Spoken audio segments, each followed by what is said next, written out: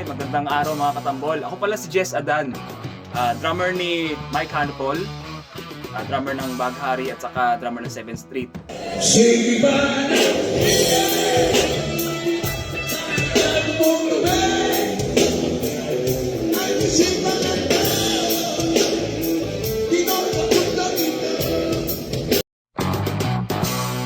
Bali, ang gamit kong cymbals ngayon ay yung LDS Hybrido B20.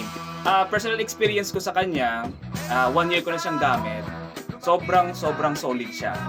Hindi ko siya mabigyan ng negative comments kasi napakaganda talaga niya. Especially kapag gusto mo na matibay at magandang tunog ng cymbals. Regarding sa live, masasabi ko dyan, hindi ka mabibitin. Yun, hindi ka mabibitin sa sound. And then, yung ano niya, yung mismong cymbals, meron siyang dry side sa gitna at saka may bright side siya. Which is very flexible kasi pwede mong gamitin sa small spaces, you know, yung mga maliliit na events, and then sa mga malalaking events syempre.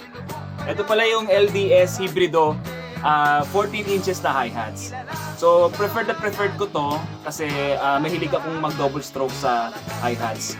Yung double stroke na yon sobrang importante sa akin. At itong hi-hats na to, binibigay niya yung crisp, yung linaw, yung accuracy ng double stroke habang ginagawa ko to sa cymbals na to, sa hi-hats na to. Ito naman, LDS 16 inches crash.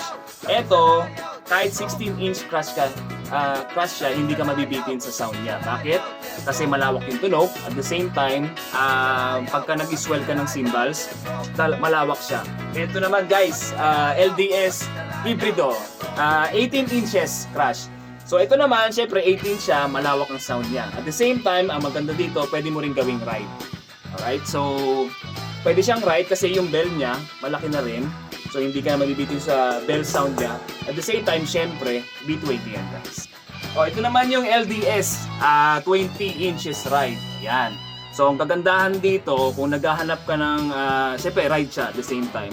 Tapos naghahanap ka ng crash na malaki-laki kasi ang malalaki is 19 inches, no?